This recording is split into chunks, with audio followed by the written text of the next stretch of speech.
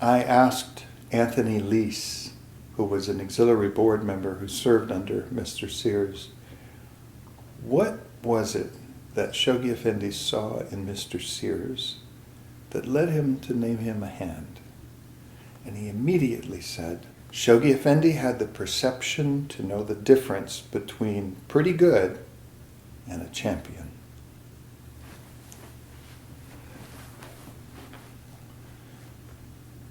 A good summing up of Mr. Sears' dedication. Mr. Sears,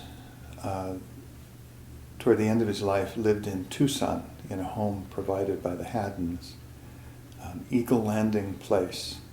And we lived about 200-300 miles from there in southern New Mexico.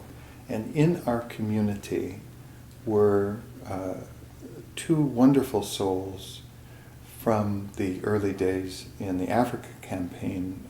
The husband had pioneered to Africa around the same time as the Sears had. Ted Cardell was the Knight of Baha'u'llah to what is now Namibia. And Ted was in our community in Las Cruces, and his wife Alicia. And Ted, as a pioneer, had written to the Guardian that he needed to go and find a wife. And so, as important as his post was, he left and he went to, I guess England was where he met Alicia. Oh, was she a delightful person. And they raised a beautiful family. They were an extraordinary couple. So they were old friends of Bill and Marguerite Sears. And they wanted to go and visit the Sears, and they didn't feel comfortable driving this distance. And would I please drive them? Well, of course, I leaped at it, and I drove them to Tucson. And then I got to witness this beautiful friendship with these old, stalwart souls. So Mr. Sears was quite ill. And when we arrived, Marguerite had a beautiful lunch table all spread for her friends. And so we're sitting there at the table, and there were fruit juice and sandwiches and fruit piled up and so on. And so she sat across from the Cardells, and she said, Bill just doesn't feel good enough to come out right now. He'll be out in a little while. And so they passed the time, and they were talking. And then Mr. Sears came out in his bathrobe, and he looked terrible. His color wasn't good. His facial features, you could tell he was quite sick and uncomfortable. And he lovingly greeted the Cardells. And then he took his spot at the head of the table. And Marguerite said, you have a sandwich. Not hungry. At least drink some orange juice. Nothing. And so he was visiting with the Cardells then. And within a minute or two, he was talking about Shoghi Effendi. And his demeanor changed, his tone changed, he was animated, he was happy, his color returned, and he's expressing this extraordinary love for Shoghi Effendi. And in the course of talking about the beloved guardian, he said, hand me one of those sandwiches. You pour me some orange juice.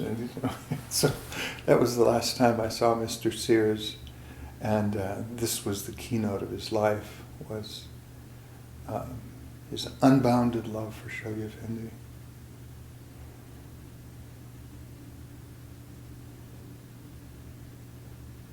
When I was a new Baha'i, just a personal story, and, in LA in 1971, I think it was, probably, that first year I was a Baha'i.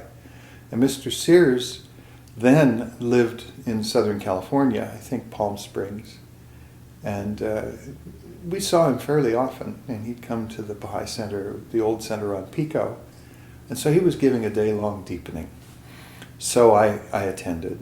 And then lunchtime came, and they said, well, let's all go to this restaurant across the street. It was called Love's.